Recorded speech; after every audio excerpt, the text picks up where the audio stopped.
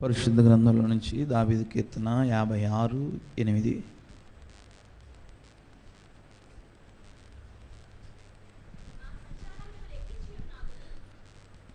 నా సంచారములు నీవు లెక్కించి ఉన్నావు, నా కన్నీళ్లు నీ బొడ్డులో ఉంచబడి ఉన్నవి, అవి నీ కవిలలో కనపడును కదా.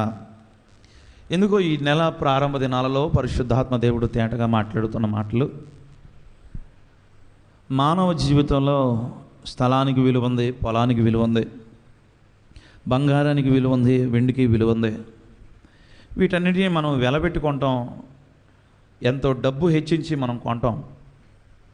ఇది ఈ లోకంలో. కానీ దేవుని దగ్గర విలువ కలిగింది ఏంటి? దేవుని దగ్గర ఈ బంగారానికి, స్థలానికి, పొలానికి విలువ లేదు. ఈ లోకంలో మానవ జీవితంలో వీటన్నిటికీ విలువ ఉంది, దేవుని దగ్గర వీటికి విలువ లేదు. దేవుని దగ్గర దేనికి విలువ ఉందయ్యా అంటే మన కన్నీటికి విలువ ఉంది.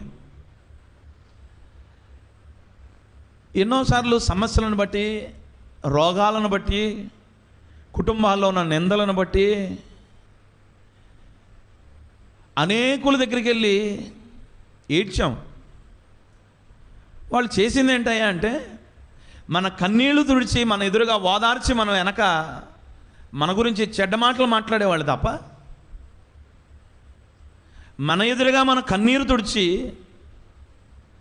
బయటికి వెళ్ళి మన గురించి చెడ్డ మాటలు పలికేవారు ఈ లోకంలో ఉన్నవాళ్ళైతే, మనుషుల దగ్గర ఏడ్చే ఏడుపు అలాగుంటే, మనుషుల దగ్గర కార్చిన కన్నీళ్లు వాళ్ళు ఏం చేస్తారంటే తుడిచి ఓదారుస్తారు. దేవుని సన్నిధిలో కార్చే కన్నీరు దేవుడు తొడవడు. నువ్వు కార్చే కన్నీరు ఆయన ఒక బుడ్డిలో జాగ్రత్తగా దాచి ఉంచుతాడు. దేనికి నీ కన్నీళ్ళ వల్ల ఉపయోగం ఏంటి? నీ కన్నీళ్ళు ఏమన్నా అమృత జలాలా? మన కన్నీళ్ళు ఏమన్నా, మన కన్నీటితో ఒకవేళ మన కన్నీరు గార్చి ఆ బొట్టును తీసుకెళ్ళి తలక రాసుకుంటే తలనొప్పి తగ్గడానికి అదేనా ఔషధమా? కానీ ఈరోజు పరిశుద్ధాత్మ దేవుడు చెప్పకనే చెప్తున్న మాటలు ఏంటంటే, నీ కన్నీటికి విలువ ఉంది. ఎక్కడ కార్చే కన్నీళ్ళు? దేవుని సన్నిధిలో కార్చే కన్నీటికి విలువ ఉంది. ఈరోజు సమస్య వచ్చినప్పుడు మనుషుల దగ్గర ఏడవటం మాని, అవసరం ఉన్నప్పుడు మనుషుల దగ్గర ఏడవటం మాని, మన జీవితంలో ఏదైనా కొరత ఉన్నప్పుడు మనుషులు చెప్పుకొని ఏడవటం మాని, దేవునికి చెప్పుకొని దేవుని దగ్గర కనుక మనం ఏడవగలిగితే ఆ కన్నీళ్ళంట ఆయన బుడ్డిలో దాచి ఉంచుతాడంట. దానికి విలువ ఉంది, దానికి ఆయన విలువ కడుతున్నాడు. ఈరోజు ఎందుకో పరిశుద్ధాత్మ దేవుడు ఈ నెల ప్రారంభ దినాలలో మాట్లాడుతున్న మాటలు ఇవి. 2025వ సంవత్సరం గతించిపోతుందని కలవంతో ఉన్నావు. 9వ నెలలోకి అడుగు పెట్టేసామనే భయం మదిలో ఉంది. మొదలుపెట్టిన పని అలాగే ఉంది, సమస్యలు అలాగే ఉన్నాయి, కష్టాలు అలాగే ఉన్నాయి, కట్టవలసిన ఇల్లు అలాగే ఉంది, చేయవలసిన పెళ్ళి అలాగే ఉంది, వేసిన విత్తనం విత్తనంగానే ఉంది, తవ్విన గుంట గుంటగానే ఉంది అని ఒకవేళ నువ్వు కలవరంతో ఉంటే, ఈరోజు నా దేవుడు చెప్తున్న మాట ఏంటంటే, దేవుని మందిరంలోకి వచ్చి కన్నీరు కార్చు. దేవుని సన్నిధిలో కార్చే కన్నీటికి విలువ ఉంది. ఆ కన్నీటికి ఆయన లెక్క కడతాడంట. ఆ కన్నీటిని ఆయన తూకం వేస్తాడంట. ఆ కన్నీటిని ఆయన విలువ కడతాడంట. ఈ 9వ నెల ప్రారంభ దినాల్లో దేవుడు చెప్తున్న మాట, నీకు కలవరం ఉన్నా, కష్టాలు ఉన్నా కానీ తిన్నగా దేవుని సన్నిధికి రా. ఆయన బలిపీఠం మీద పడి కన్నీరు కార్చు. ఆ కన్నీరు ఆయన బుడ్డిలో ఉంచుతాడు. తప్పక దానికి ఆయన లెక్క కడతాడు. తప్పకుండా నీ కన్నీటికి విలువ ఉంటుంది. నువ్వు ఏ విషయాన్ని బట్టి కన్నీరు కార్చావో ఆ కార్యము ఈ సంవత్సరపు చివరి దినాల్లో తప్పక మీరు చూచుదురుగాక. ఆమేన్. అలా చూడాలంటే దేవుని సన్నిధిలో కన్నీరు కార్చాలి. ఈరోజు సమస్యలు వచ్చినప్పుడు దేవుని సన్నిధిలో కన్నీరు కార్చేవాళ్ళు లేరు. చిన్న అవసరం వచ్చినప్పుడు ఈ అవసరత ఎలా తీరద్దని అటుకడుగు ఇటుకడుగు, అటుక పరుగు ఇటుక పరుగు పరిగెత్తేవారు తప్ప మొదటగా దేవుని దగ్గరికి వచ్చి కన్నీరు కార్చి, అయ్యా నేను కన్నీరు కార్చాను, నీ బుడ్లో ఉంచావుగా, నీ సీసాలో దాచుకున్నావుగా, దానికి నువ్వు లెక్క కడతావు, నమ్మకంతో అడుగు బయటికి వేస్తున్నా అని చెప్పి నువ్వు బయటికి అడిగేస్తే నువ్వు ఇంటికి వెళ్ళేసరికి దేవుడు అద్భుతం చేస్తాడు.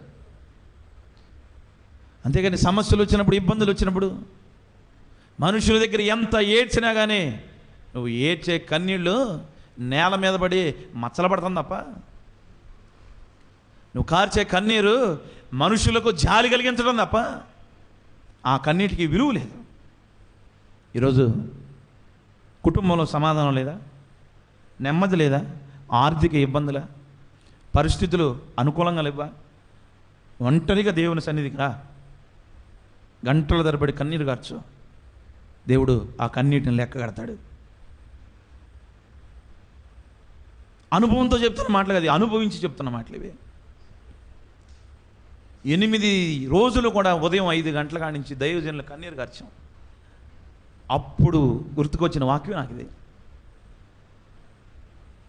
కొన్ని సమస్యలను బట్టి కన్నీరు కార్చాం, కొన్ని ఇబ్బందులను బట్టి కన్నీరు కార్చాం. దేవుడు వెంటనే జవాబిస్తాడంటే నేను కళ్ళారా నేను చూసా నా కుటుంబంలో. ఈరోజు సంఘానికి నేను చెప్పేది ఏంటంటే, అటువంటి కన్నీరు మీరు కార్చండి, మీరు కార్చే కన్నీటికి విలువ ఉంటుంది.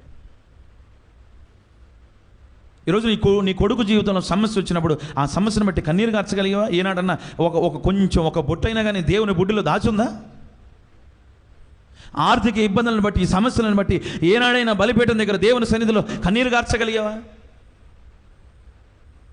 అసలు కన్నీరు రావట్లేదండి. ఎంతో ప్రార్థన చేసినంటే నీది రాతి గుండె అయింది, అది తీసి మాంసం గుండె పెట్టాలి. దేవుని సన్నిధిలో కన్నీరు కార్చాలి, దేవుని సన్నిధిలో ప్రార్థన చేయాలి. ఈ లోకంలో ఉన్న వాటికి అన్నిటికీ ఒకవేళ విలువ ఉందేమో కానీ దేవుని దగ్గర విలువ కలిగింది నీ కన్నీరు మాత్రమే. మరి ఈరోజు సమస్యలు వచ్చినప్పుడు మనుషుల దగ్గర ఏడవకుండా దేవుని దగ్గర మనం ఏడవాలి. పరిశుద్ధ గ్రంథంలో ఒక వ్యక్తి ఉంది, ఆమె పేరు హన్న. ఆమె దేవుని సన్నిధిలోకి వచ్చి ఎంతగా ఏడ్చిందో. దేనికి ఏడ్చింది? అయ్యా ఈ మాటలు నేను పడలేకపోతున్నానయ్యా, ఈ బాధ నేను అనుభవించలేకపోతున్నానయ్యా, ఈ సమస్యల వలయాల్లో నేను ఉండలేకపోతున్నాను ప్రభా.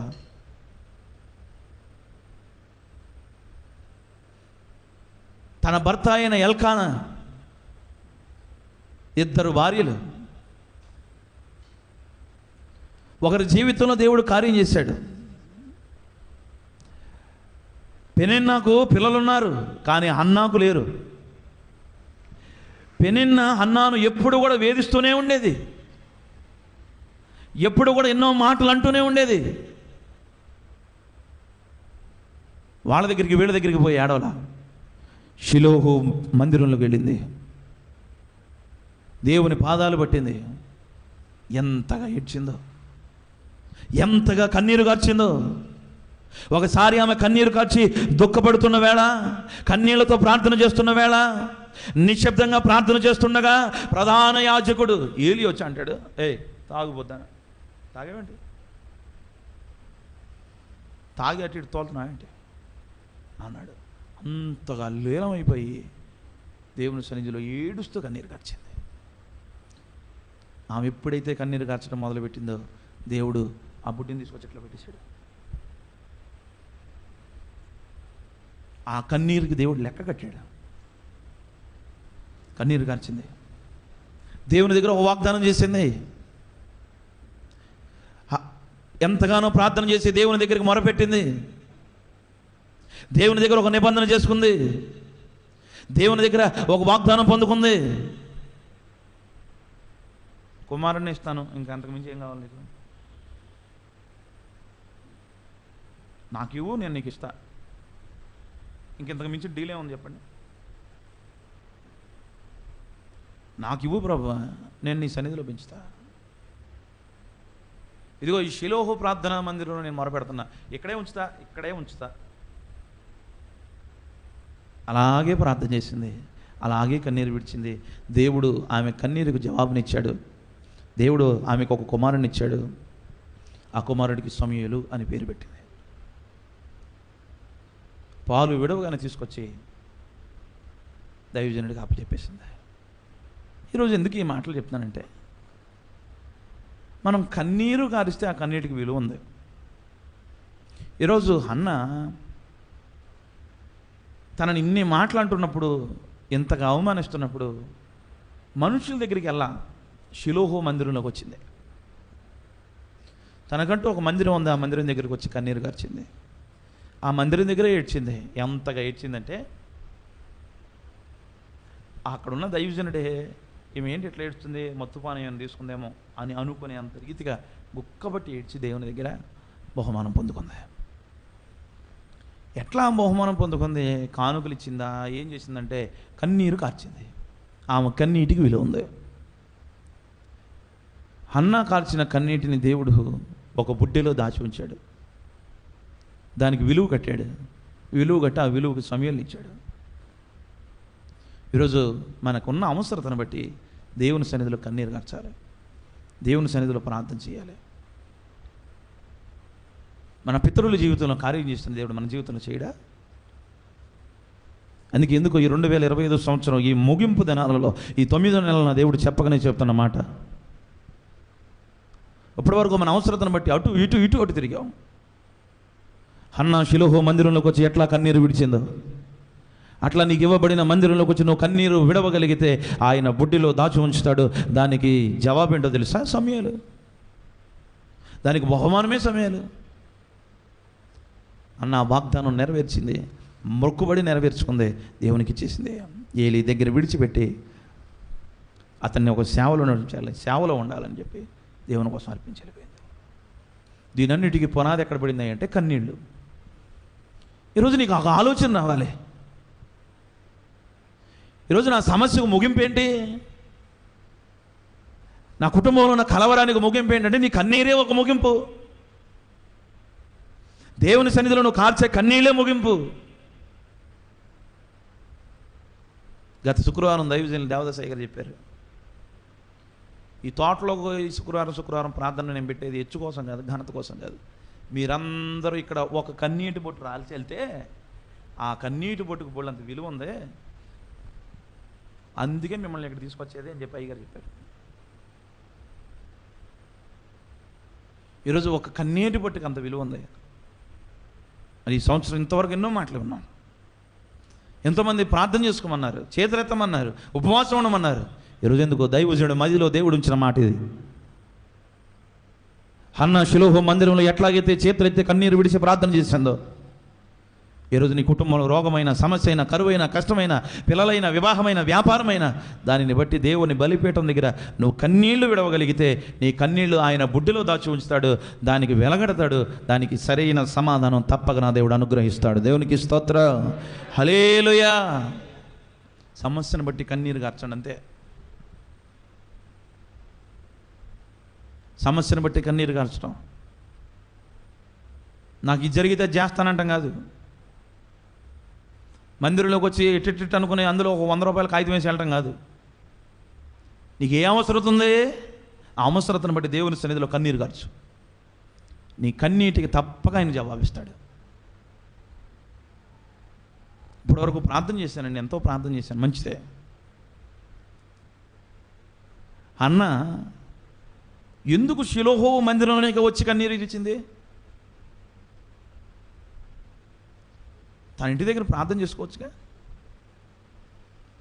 కానీ దేవుని మందిరంలోకి వచ్చింది, చేతులు ఎత్తింది, మోకాళ్ళు వేసింది, బలిపీఠం మీద పడి ఏడ్చింది. ఆ కన్నీటికి విలువ ఉంది. ఈరోజు మీరు దేవుని సన్నిధిలో మీకున్న సమస్యలు, పిల్లలను బట్టి అయినా, వ్యాపారాన్ని బట్టి అయినా, వారి చదువులను బట్టి అయినా, ఉద్యోగాన్ని బట్టి అయినా, మీకు ఏ సమస్య వచ్చినా కానీ మొదట దేవుని సన్నిధికి రండి.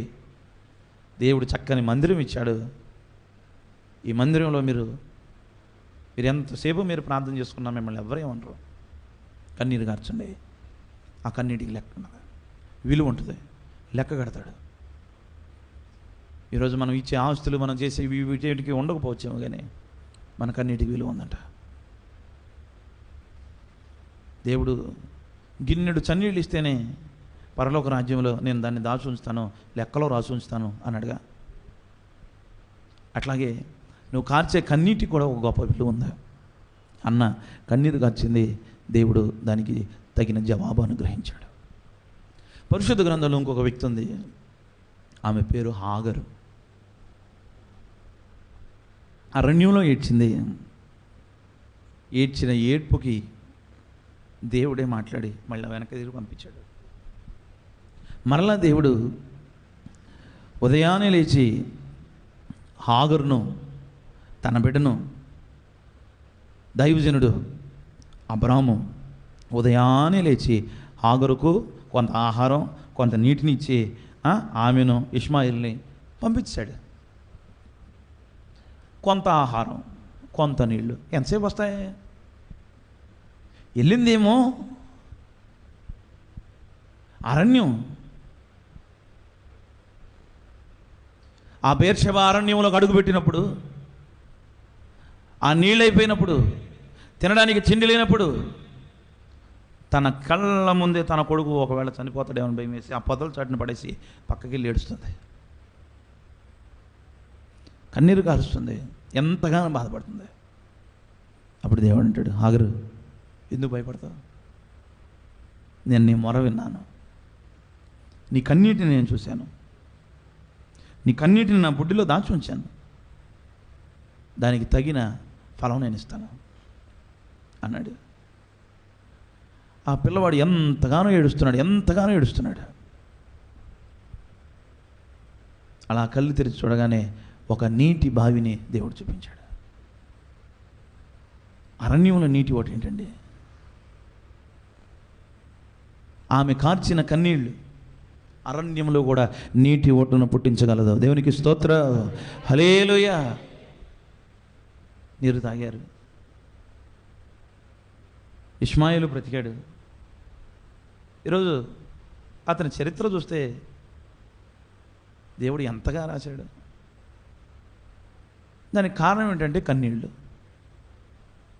హాగరు అరణ్యంలో కార్చిన కన్నీటికి విలువ ఉంది. అన్న షిలోహు మందిరంలో కార్చిన కన్నీటికి విలువ ఉంది. బెర్షెబా అరణ్యములో కార్చిన కన్నీటికి విలువ ఉంది. ఈరోజు దేవుని సన్నిధిలోకి వచ్చి నువ్వు కార్చే ప్రతి కన్నీటికి విలువ ఉంది. ఈరోజు నువ్వు కన్నీరు కార్చకుండా, దేవుని దగ్గర ప్రార్థన చేయకుండా సమస్యలు పోవాలంటే ఏమాత్రం పోవు. ఒక తల్లి దేవుని సన్నిధికి వచ్చి భయంకరంగా ఏడ్చేస్తుందంట, ఏడ్చేస్తుందంట, గుక్కబట్టి ఏడ్చేస్తుందంట. ఏడ్చేస్తుంటే ఇంతలో దైవజనుడు వచ్చి, అమ్మా ఎందుకమ్మా అంతగా ఏడుస్తున్నావు? ఏ సమస్య వచ్చి పడింది? ఏమైంది అంటే, అయ్యా ఈరోజు నేను పొలంలో ఒక చిన్న మాట నా నోట మాట్లాడానయ్యా, దాన్ని బట్టి దేవుడిని క్షమించమని నేను కన్నీరు గారుస్తున్నాను అంట. ఆ మాటని దైవజనుడు కూడా మోకాళ్ళు వేసి ఎంతగానో ప్రార్థన చేశాడట.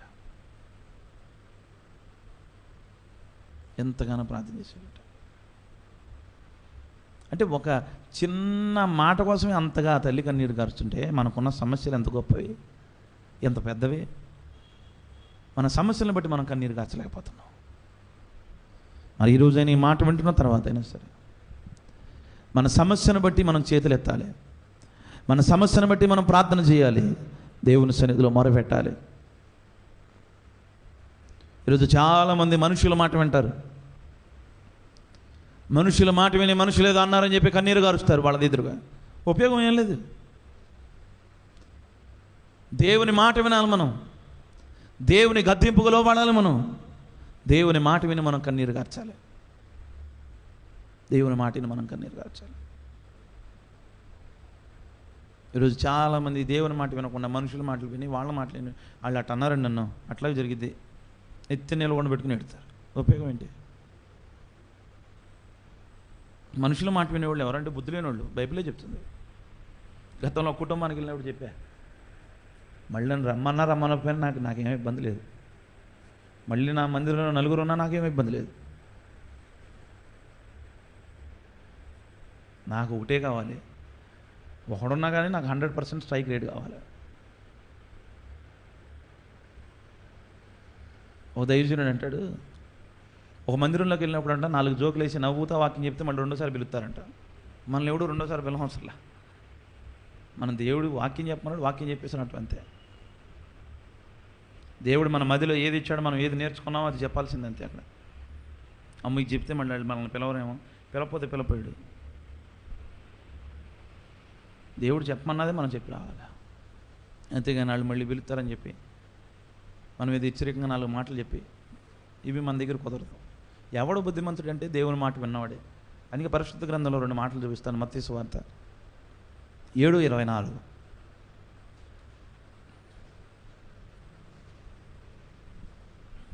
మత్తయి సువార్త 7:24. కాబట్టి ఈ నా మాటలు విని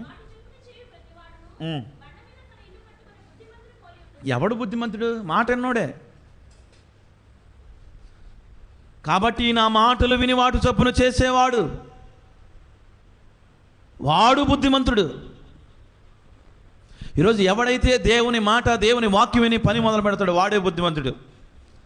ఇంట్లో తల్లిదండ్రులు అంటారు, టైం ఉందని చెప్పి మళ్ళీ నేను వేరే సబ్జెక్ట్లోకి వెళ్ళిపోయాను. ఇంట్లో తల్లిదండ్రులు అంటారు, అరే బుద్ధి లేనుడా, ఎన్నిసార్లు చెప్పానరా నీకు నువ్వు అటు వెళ్ళొద్దని, ఆ పని చేయొద్దని అంటాడనరా అంటారు. స్కూల్లో మాస్టర్ అంటారు, అరే బుద్ధి లేనుడా, చెప్పింది ఏంటి, నువ్వు రాసింది ఏంటిరా. ఎందుకన్నాడు ఆ మాట? బుద్ధి లేదు కనుక, చెప్పిన మాట వినలేదు కనుక. ఈరోజు ఎప్పుడైతే మనం దేవుని మాట వింటామో, కాబట్టి ఈ నా మాటలు విని వాటి చప్పున ఎవడైతే చేస్తాడో వాడే బుద్ధిమంతుడు. అంటే ఆ మాట ప్రకారం చేయని వాడు బుద్ధి లేనట్టేగా. ఈరోజు పరిశుద్ధ గ్రంథం చెప్తున్న మాటలు అదే. దేవుని మాట విన్నవాడు బుద్ధి కలిగిన వాడు. దేవుని మాట విని అడుగు వేసిన వాడు బుద్ధి కలిగిన వాడు. ఈరోజు అందుకే నేను చెప్తాను ఎన్నోసార్లు, దేవుని మాట వినాలి, దేవుని మాట వినాలి, దేవుని మాట. నేను గతంలో నా సాక్ష్యం అనేక చోట్లకి వెళ్ళినప్పుడు నేను 3 చోట్ల వర్తమానం చెప్పాను. 3 చోట్ల కూడా అన్నయ్య ఇదే అంశం ఇచ్చింది. మొన్న సెమినార్లో కూడా ఆ అంశం నచ్చి ఇదే అంశం గురించి చెప్పమన్నా. గొప్ప నడిపింపు వచ్చి నేను ఎప్పుడు 3 గంటల వాక్యం చెప్పలా. నాకు తెలిసి అన్నయ్య రేపు చెప్తారు. 3 గంటల వాక్యం చెప్పలా. 3 గంటలు సెమినార్లో నిలబడి ఎప్పుడు సంఘానికి బోధించాను కానీ సేవకులు ఎప్పుడు బోధించలా. 3 గంటలు మాట్లాడడానికి దేవుడు శక్తినిచ్చాడు ఇదే అంశం మీద. అప్పుడు ఒక మాట చెప్పాను ఏంటంటే, ఒక పక్షి, మీకు చెప్పాను ఒకసారి, ఒక కాకి దేవుని మాట విని దైవజనుడికి ఆహారం ముసుకెళ్ళింది. ఆ కాకిని నేను అడిగా, కాకి దేవుని మాట ఒకవేళ నువ్వు వినకపోతే, దేవుని మాట నువ్వు వినలేదనుకో, నరకానికి పోతానని భయం నీకు లేదుగా. నీకు నరకం ఉందా? కాకి నరకం ఉందా? లేదు లేదు. ఒకవేళ దేవుని మాట విని నువ్వు పని చేసావు, నీకేమైనా నిత్యజీవం ఉందంటే దానికి నిత్యజీవం కూడా లేదు. మరి నువ్వు ఎందుకు దైవజనుడికి ఆహారం మోసుకుంటూ పోయావు అంటే, అది అన్న మాట ఏంటంటే, నన్ను సృష్టించిన సృష్టికర్త మాట నేను విన్నాను. దేవునికి స్తోత్రం. అంటే సృష్టించింది నన్ను దేవుడు, దేవుని మాట వినాలి నేను. నాకు నరకం ఉందా, నిత్యజీవం ఉందా, ఇవన్నీ నాకు అనవసరం. సింహం కూడా అంతే. ఎందుకు దానియేలు మీద గీత వేయలేదంటే, నన్ను సృష్టించినోడు మాట విన్నా నేను. ఒకవేళ నువ్వు అది దేవుని మాట వినలేదనుకో, దాని జాతి అంతరించిపోద్ది, అంతకు మించి పెద్ద నష్టమేం జరగదు. వాటికి నిత్యజీవం ఏమీ లేవు. ఆ పక్షులకి, జీవులకి వాటికి నిత్యజీవం లేదు. జీవము కలిగిన మానవుడికి అటు నరకం ఉంది తప్పు చేస్తే, దేవుని మాట విని ముందుకెళ్తే నిత్యజీవం ఉంది. అటువంటి మానవుడు దేవుని మాట వెంటలా. కారణం ఏంటంటే బుద్ధి లేదు. ఎందుకు బుద్ధి లేదంటే దేవుని మాట వినలేదు కనుక. ఈ నా మాటలు విని వాటి చొప్పున చేసే ప్రతి వాడు కూడా వాడు బుద్ధి కలిగినోడు. ఎప్పుడైతే మనకి బుద్ధి ఉంటుందో, ఎప్పుడైతే మనం బుద్ధి కలిగి బ్రతుకుతామో, దేవుడు ఏం చేస్తాడు చెప్పనా? కీర్తన 32:8. 32:8. నీకు ఉపదేశము చేసేదను, నీవు నడవవలసిన మార్గాన్ని నేను బోధిస్తాను, నీ మీద దృష్టి ఉంచి నీకు ఆలోచన చెప్తాను. ఎప్పుడైతే నువ్వు బుద్ధిమంతుడు అయ్యావు అనుకో, దేవుడు ఏం చేస్తాడు తెలుసా? నీకు ఉపదేశం చేస్తాడు. ఏ బాబు, రే ఇదిగో ఇట్లా ఉండరా, ఇలా జీవించరా, ఈ క్రమంలో ఉండరా, అని ఉపదేశం చెప్తాడు. ఎవడికే? బుద్ధిమంతుడికి. ఎవడు బుద్ధిమంతుడు? దేవుని మాట విన్నాడు. ఎవడైతే దేవుని మాట విని బుద్ధి కలిగి బ్రతుకుతాడో వాడికే దేవుడు ఉపదేశం చేస్తాడు. ఉపదేశం చేసి నువ్వు నడవవలసిన మార్గం ఏదో ఆయన నీకు బోధిస్తాడు. అటు వెళ్తున్నావు, అటు గుంట ఉంది, అటు మురికి ఊబు ఉంది, పాపం ఉంది, అటు పోవద్దు అని మనం నడవవలసిన మార్గాన్ని ఆయన మనకు బోధిస్తాడు. అక్కడితో వదులుతాడు అనుకున్నావా? వదలడం. మన మీదే దృష్టి ఉంచుతాడు. నువ్వు ఎటు వెళ్తున్నా నీ మీదే దృష్టి ఉంచుతాడు. ఆయన ఆలోచన అంతా నీ మీదే. నీ మీద దృష్టి ఉంచి నీకు ఆలోచన చెప్తాడు. ఆయన నీ మీద దృష్టి ఉంచాడు అనుకో, ఏ విత్తనం వేయాలో ఆయన చెప్తాడు, ఏ టయానికి ఎటు వెళ్ళాలో ఆయన చెప్తాడు, ఇంటర్వ్యూలో ఏం మాట్లాడాలో ఆయన చెప్తాడు, పరీక్షలో ఏం రాయాలో ఆయన చెప్తాడు. ఆలోచన చెప్తాడు ఆయన. ఎప్పుడు? దృష్టి ఉంచినప్పుడు. అందరి మీద ఉంటుంది దృష్టి? ఉండదు. ఎవరి మీద ఉంటుంది? ఆయన బోధ విన్నవాడు, మార్గంలో నడిచినాడు. అందరికీ దేవుడు బోధిస్తాడా? బోధించడు. ఎవరికి బోధిస్తాడు? బుద్ధిమంతుడు. అందరూ బుద్ధిమంతుడు అవుతారా? దేవుని మాట విన్నవాడు బుద్ధిమంతుడు అవుతాడు. ఈరోజు దేవుని మాట విని బుద్ధిమంతుడు అయితే ఆయన మనకు బోధిస్తాడు, ఆయన మనకు మార్గం చూపిస్తాడు, ఆయన దృష్టి అంతా మన మీద ఉంచుతాడు, మనకు ఆలోచన ఆయన చెప్తాడు. నువ్వు ఏం చేయాలో, ఎలా జీవించాలి, ఎలా బ్రతకాలి అని సమస్తము ఆలోచన నీకు చెప్తాడు. అక్కడితో ఆయన వదులుతాడు అనుకున్నావా? వదలడం. 1 యోహాను 2:17. 1 యోహాను 2:17.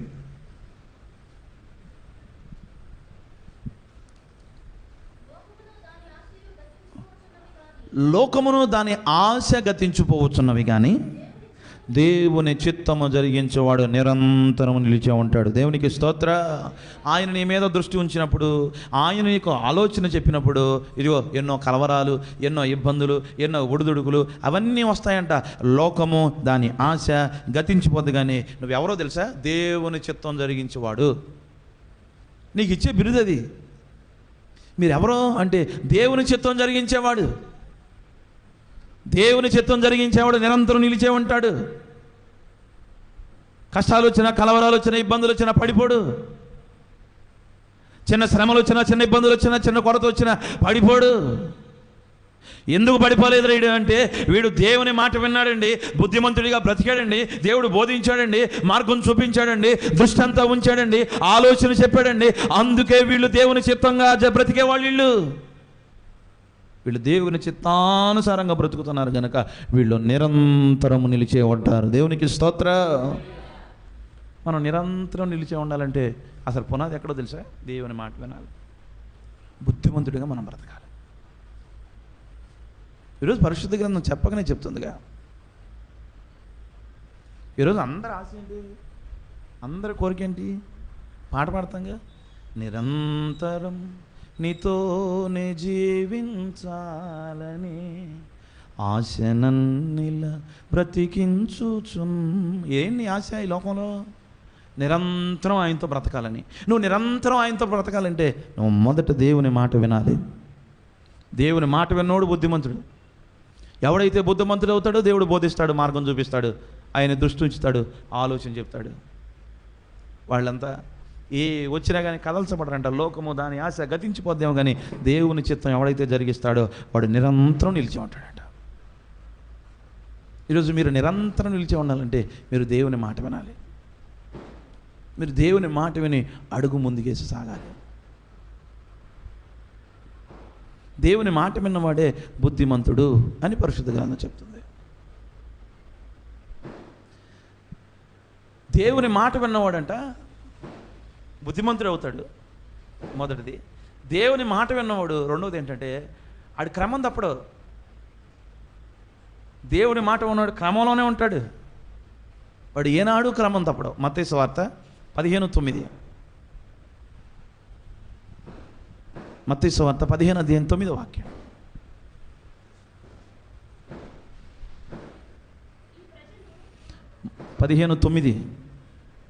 మత్తయి సువార్త 15:9. మనుషులు కల్పించు పద్ధతులు దైవోపదేశములు బోధించు వారు నన్ను వ్యర్థంగా ఆరాధిస్తున్నారు. చూసారా? వీళ్ళు ఎవరో తెలుసా? క్రమం లేని వీళ్ళు. వీళ్ళకి సరైన క్రమం లేదు. ఎందుకు వీళ్ళకి క్రమం లేదంటే వీళ్ళు వ్యర్థమైన ఆరాధన చేస్తున్నారు. వీళ్ళు మనుషులు కల్పించు పద్ధతుల ద్వారా దైవోపదేశములను బోధించుతూ వారు వ్యర్థమైన ఆరాధనలు ఆరాధిస్తున్నారు. క్రమం లేని వీళ్ళు. అంటే దేవుని మాట వినరో, ఆరాధన చేస్తారు, క్రమం లేదు. క్రమం లేని ఆరాధన ఇది. క్రమం లేని ఆరాధన కూడా ఉంటుందా? ఉంటుందా? ఎందుకు ఉండదు? ఈరోజు లోకల్ ఎన్నో ఆరాధనలు చూస్తున్నాం. ఇది అట్టిగా తిను, నీ పిల్ల కడుపుతూ ఉంటుంది, మొహం పగలు కొట్టేవాళ్ళు. అట్టిగా ఏంటి? దేవుడు అంత లెంతీ ప్రాసెస్ చేస్తాడా? అట్టికాయలోకి ఆశీర్వాదం పంపించి ఆ అట్టికాయ కడుపులోకి వెళ్ళి కడుపులో అంత చేయడు దేవుడు. అంత లెంతీ ప్రాసెస్ ఉండదు దేవుడి దగ్గర. కను రెప్పపాటులో కార్యం చేయగలడు ఆయన. ఇదేంటిరా అంటే వ్యర్థమైన ఆరాధన ఇది. ఒక అమ్మ వస్తుంది అప్పుడప్పుడు ఫేస్బుక్లో, 250 రూపాయలు ఉన్నాయంట, ఏటీఎం పట్టుకొని దేవుడు డబ్బులు వచ్చిన కాక అందంట, లక్షలు వచ్చినాయంట.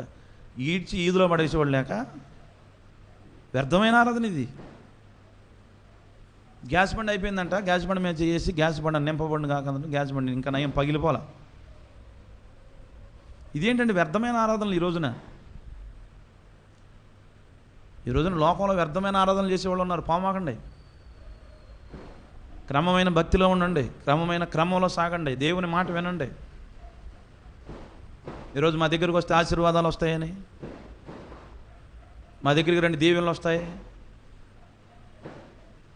అరే సిలైన్ పెట్టించుకోవడానికి నీకు నరం దొరకనప్పుడు, నీ దగ్గర నరం లేనప్పుడు వచ్చినోడు ఏం చేస్తాడు? ఎప్పుడేం చేయలేడు. కారణం ఏంటంటే క్రమం. దేవుని మాట విన్నవాడు క్రమంలో ఉంటాడు. వీళ్ళు దేవుని మాట వినలేదు కనుక మనుషులు కల్పించు పద్ధతులు ఇవన్నీ ఏంటంటే మనుషులు కల్పించు పద్ధతులు. మన దేవుడు ఎవరో తెలుసా? వేల్పులలోనే గనుడు. ఆయన వంటి వారు ఎవ్వరూ లేరు. క్రమం ఉండాలి. క్రమం లేని వాళ్ళు దేవుడు ఏమంటాడు తెలుసా? ఓ పెద్ద మాట అన్నాడు ఆయన. అంటే మీరు బాధపడతారు కానీ, అక్రమము చేయవర్లారా నా ఎదురు నుండి తొలగిపోండి. ఎందుకు క్రమం లేకుండా నా దగ్గర? దేవుడే ఉన్నాడండి. వ్యర్థమైన ఆరాధన ఇది. ఈరోజు అటువంటి వ్యర్థమైన ఆరాధన మనం చేయకూడదు. చేసే కొద్ది రోజులైనా నిక్కచ్చి భక్తి చేయాలి, క్రమమైన ఆరాధన చేయాలి.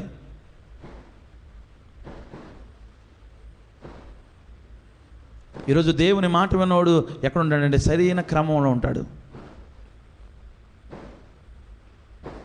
అక్రమము చేయవారలారా నా యుద్ధ నుండి తొలగిపోండి అంటున్నాడు దేవుడు. క్రమం ఎప్పుడు వస్తుంది? వాక్యానుసారంగా బ్రతికినప్పుడు. క్రమం ఎప్పుడు వస్తుంది? వాక్యానుసారంగా నడిచినప్పుడు, వాక్యానుసారంగా మాట్లాడినప్పుడు, వాక్యానుసారంగా ప్రవర్తించినప్పుడు క్రమం వస్తుంది. దేవుని మాట వినినవాడు బుద్ధిమంతుడు అవుతాడు. దేవుని మాట విన్నవాడు క్రమంలో ఉంటాడు. దేవుని మాట విననివాడు బుద్ధిహీనుడు. దేవుని మాట విననివాడు క్రమలేనివాడు ఎవడు? అక్రమం చేసేవాడు. ఈరోజు అట్లా ఉండకూడదు. మన జీవితాలు క్రమం ఉండాలి. వ్యర్థమైన ఆరాధనలు మనం ఆరాధించుకోకూడదు. ఈరోజు చాలామంది హాలు తీసుకుని ప్రార్థనలు పెడుతున్నామంటే అందరూ వచ్చి ధర్నాలు చేసుకుని గెంటేస్తున్నారు. కారణం ఏంటంటే, ఎందుకు గెంటుతున్నారు వాళ్ళని? అరే మేము ఇంతగా నడిపించుకొని, ఇంతగా చేసుకుని, ఇంతగా బలపరుచుకుంటే నువ్వు వచ్చి తైలాభిషేకం అని, ఆయన వచ్చి అట్టికాయని, ఏమొచ్చి కొబ్బరికాయని, ఒక ఆయన వచ్చాడు కొత్తగా, మీరు చూసారు లేదు, చీపురి తైలంలో చీపురి ముంచున్నట్టు జమ్మటమే. జాగ్రత్త. వ్యర్థమైన ఆరాధనలకు మనం పోకూడదు. మన భక్తి ఒకటే, మన నమ్మకం ఒకటే. దేవుడు నేర్పిన క్రమంలో మనం ఉండాలి. దేవుడు నేర్పిన క్రమంలో మనం ఉండాలి. సేవ కూడా దేవుని మాట వినే సేవ చేయాలి. ఎట్టబడితే అట్లా చేస్తానంటే దేవుడు ఈ పగలగొడతాడు. దేవుని మాట వినే సేవ చేయాలి. దేనికి మోషే గారు 40 పగళ్ళు 40 రాత్రులు ఆయన కొండ మీదకి వెళ్ళి ఆహారం లేకుండా, నీళ్లు లేకుండా దేవుని దగ్గర కనిపెట్టి వాక్కు పొందుకొని వచ్చి 10 ఆజ్ఞలు పట్టుకుని వచ్చి చెప్పాడు. దేవుని దగ్గర మనం కనిపెట్టి పొందుకోవాలి. దేవుని దగ్గర కనిపెట్టాలి. మందిరంలో బోల్డ్ మంది వస్తారు. రోగంతో వస్తాడు ఒకడు, కష్టంతో వస్తాడు ఒకడు, దెయ్యం బట్టి వస్తాడు ఒకడు, సమస్యలతో వస్తాడు ఒకడు, మనల్ని ఇసిగించడానికి వస్తాడు ఒకడు. వాడు హృదయంలో ఏం దాగుందో మనకేం తెలుసు? హృదయ అంతరంగాలను ఎరిగి ఉన్న దేవునికి మాత్రమే తెలుసు. అప్పుడు మనం కనిపెట్టాలయ్యా, నేనేం మాట్లాడాలయ్యా, నువ్వు బోధించిన ఆయన ఏం చెప్పాలయ్యా అని దేవుని దగ్గర కనిపెట్టాలి. దేవుని మాట కోసం కనిపెట్టి వాక్యం ప్రకటించాలి. ఈరోజు సేవ అయినా పరిచర్య అయినా దేవుని దగ్గర మనం కనిపెట్టాలి. ఏలియా దగ్గర ఎలీషా కనిపెట్టినట్టు, యేసుప్రభు దగ్గర శిష్యులు కనిపెట్టినట్టు కనిపెడితేనే కదా. మరి ఏలియా మీద ఉన్న ఆత్మ 2 పాళ్ళు ఎలీషా గారి మీద దిగి వచ్చిందా?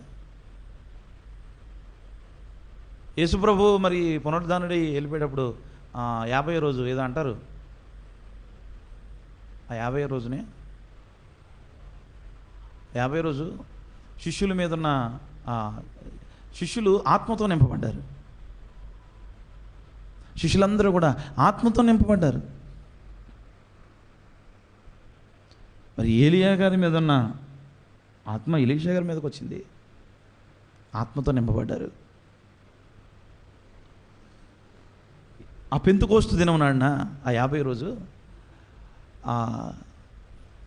శిష్యులు ఆత్మతో నింపబడ్డారు.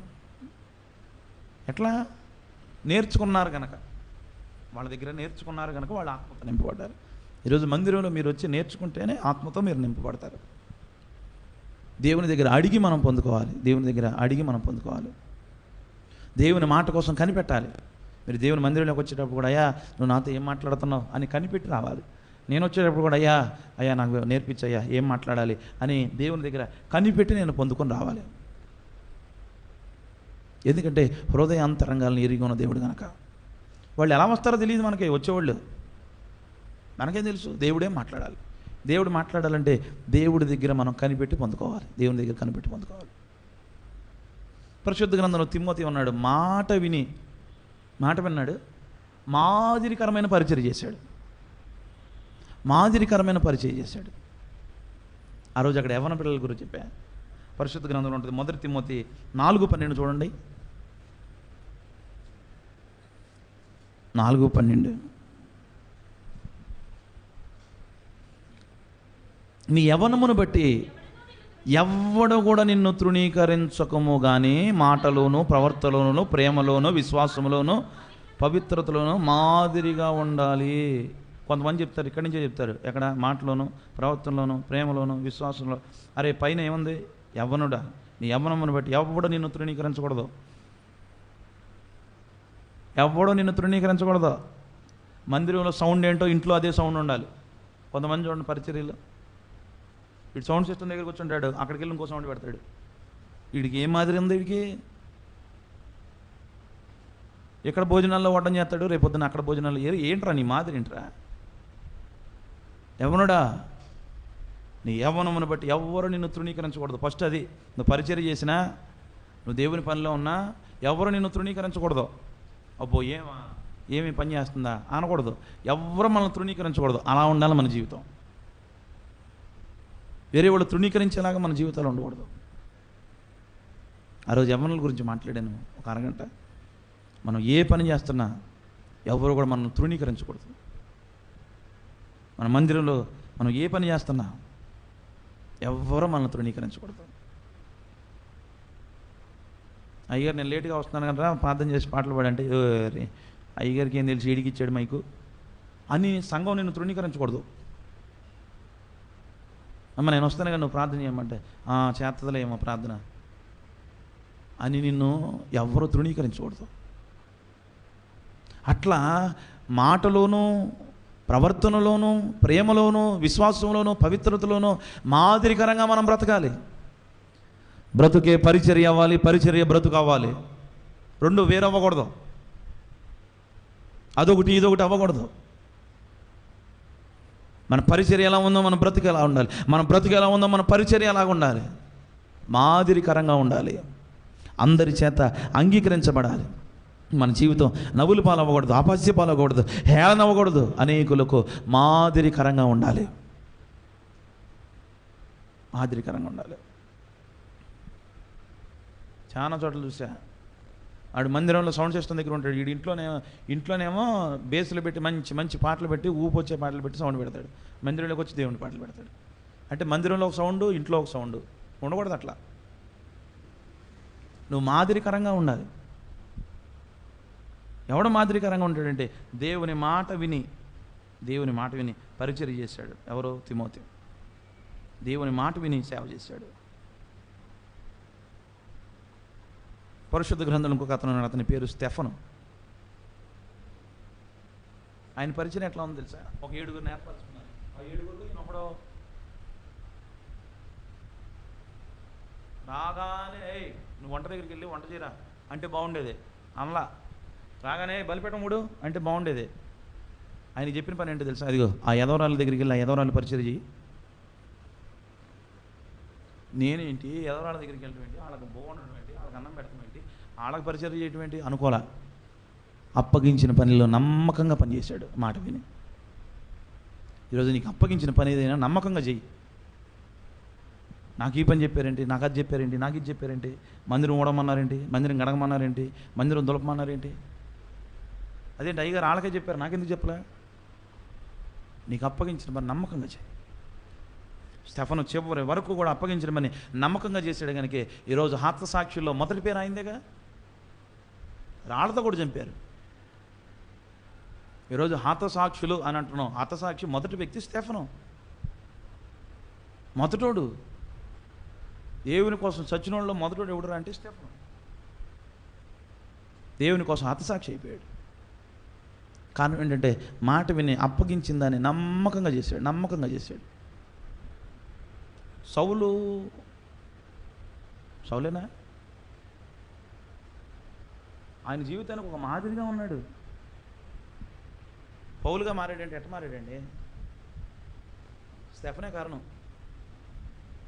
సౌలు పౌలుగా మారడానికి కారణం స్టెఫనే. అంత నమ్మకంగా ఉన్నాడు, అంత యథార్థంగా ఉన్నాడు. ఈరోజు నీకు భోజన పరిచర్య అప్పగించారా, మందిర పరిచర్య అప్పగించారా, నమ్మకంగా చెయ్యి. దేవుని మాట విని నమ్మకంగా చెయ్యి. దేవుని మాట విన్నవాడు బుద్ధిమంతుడు అవుతాడు. దేవుని మాట విన్నవాడు క్రమంలో ఉంటాడు. దేవుని మాట విని వాక్యం ప్రకటించిన వాడు మోషే దేవుని మాట మోసుకొని వచ్చాడు. దేవుని మాట ప్రకారమే వాక్యం బోధించాడు. తిమోతి దేవుని మాట ప్రకారమే సేవ చేశాడు. స్టెఫను దేవుని మాట ప్రకారమే పరిచర్య చేశాడు. ఈరోజు దేవుని మాట మనం వినాలి. పెళ్ళికి 10,000 ఇస్తే ఆడి మాట వింటాం. మన ఆపదలో వచ్చినప్పుడు ఎవరైనా వచ్చే నా కుటుంబం పెద్దండి, ఆయన మాట నేను తప్పకుండా వినాలి. విను, మంచిదే, కాదని నేను అంటలా. మరి నీకోసం రక్తం కార్చిన ఆయన పరిస్థితి ఏంటి? నేను రక్తం ఇచ్చి కొన్న ఆయన పరిస్థితి ఏంటి? నీకోసం సిలువలో వేలాడిన ఆయన పరిస్థితి ఏంటి? నీకోసం కొరడా దెబ్బలు తిని మండు టెండలో సిలువ మోయలేని భారం మోసిన ఆయన పరిస్థితి ఏంటి? ఆయన మాట వినాలి. ఎవరైతే ఆయన మాట విని పని ప్రారంభిస్తారో ఆడు బుద్ధిమంతుడంట. ఎప్పుడైతే బుద్ధిమంతుడు అవుతావో దేవుడు బోధిస్తాడంట, మార్గం చూపిస్తాడంట, దృష్టి ఉంచుతాడంట, ఆలోచన చెప్తాడంట. లోకము ధనాశ గతించిపోద్దేమో కానీ దేవుని చిత్తానుసారంగా బ్రతుకుతున్న నువ్వు నిరంతరము నిలిచే ఉంటావు. దేవునికి స్తోత్రం, హల్లెలూయా. దేవుని మాట మాత్రమే వినండి. మనుష్యుల మాటలు విని మనుషులు ఏదో అన్నారండి, వాళ్ళు ఏదో చేశారండి, వాళ్ళు ఇటు అన్నారండి, వాళ్ళు ఇటు అయిపోద్దండి. రాత్రి 2:30, 3 అయింది. అయ్యగారు సాక్ష్యం చెప్తున్నారు. రాజమండ్రి నుంచి ఒక అయ్యగారు వచ్చారు. పెద్ద నక్సలైట్ అంట ఆయన. డేట్ అడిగాను, మార్చిలో కానీ ఎప్పుడైనా వస్తా 2026లో, ఖాళీ లేదు అన్నారు. పెద్ద నక్సలైట్ అంట. సేవలోకి వచ్చిన తర్వాత సేవ చేస్తుందంట.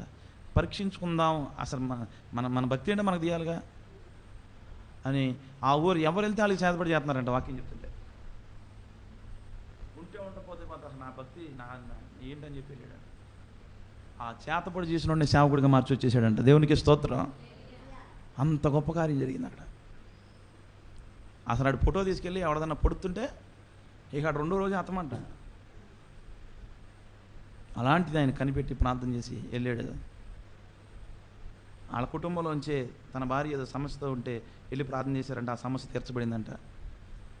అప్పటి నుంచి తన భార్య సీక్రెట్గా ఇంట్లో ప్రార్థన చేసిందంట. ఆడిని ఈ దెయ్యాలు పట్టుకొని ఎంటాన్ని అంట చేతపడి చేసేవాడిని. ఆడు దెయ్యాలు వదిలించుకోవడానికి అయ్యగారి దగ్గరికి వచ్చాడు. చూసారా?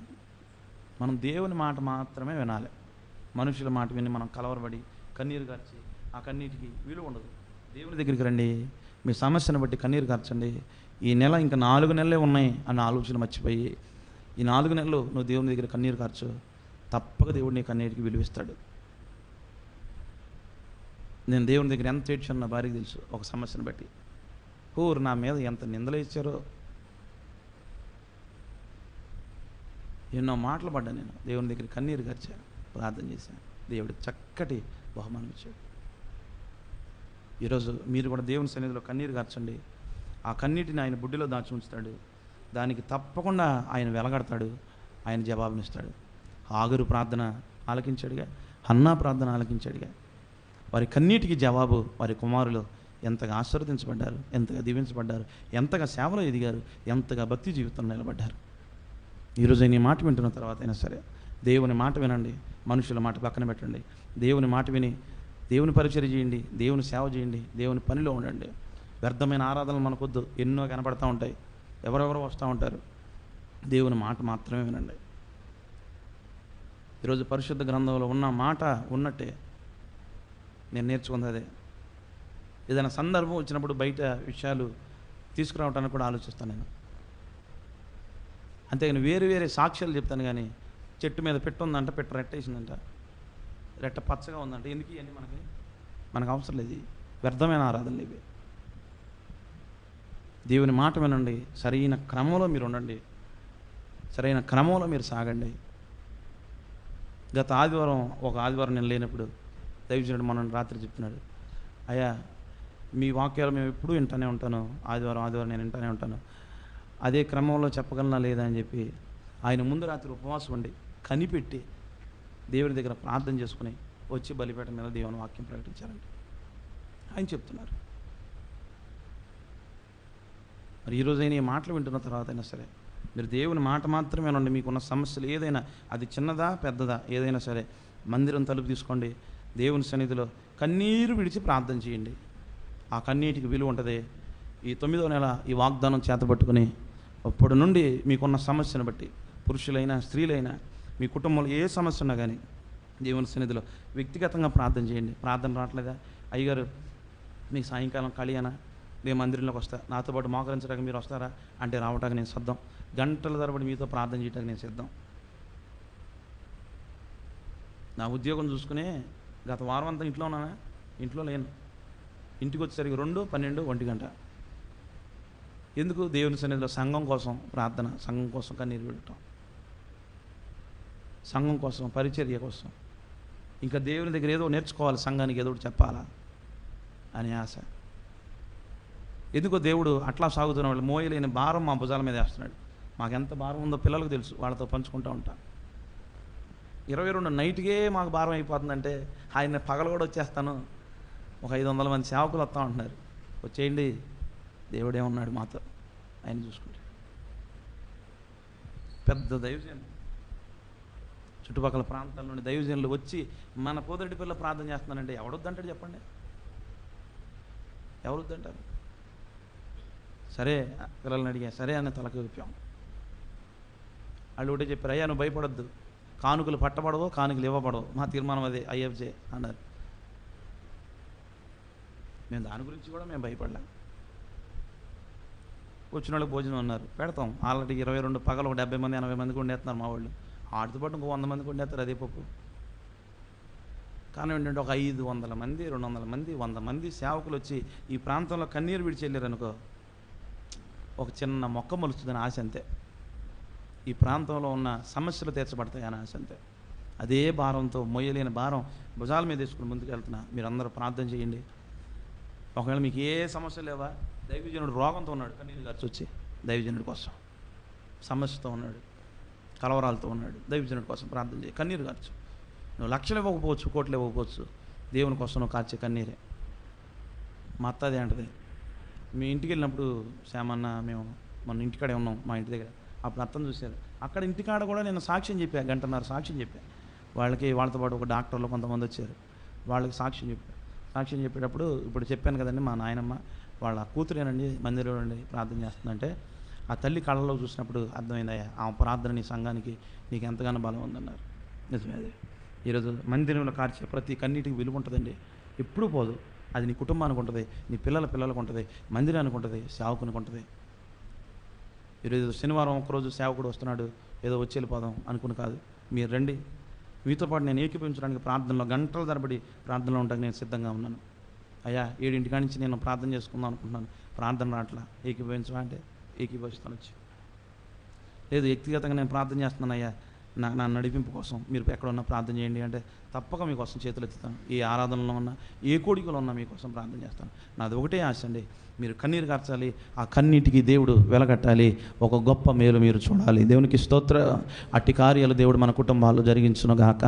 ప్రార్థన చేసుకుందాం, ప్రతి ఒక్కరు మోకరించండి. ప్రేమానమ్మకం కలిగిన మా తండ్రి వందనాలయ్యా, ఎందుకో ఈ రాత్రి కాలం ముందు నీ సన్నిధిలో ఇన్ని మాటలు మాట్లాడడానికి మీరు శక్తిని ఆరోగ్యాన్ని ఇచ్చినందుకు నీకు స్తోత్రాలు. బలహీనని ప్రభా మీరు బలపరచండి.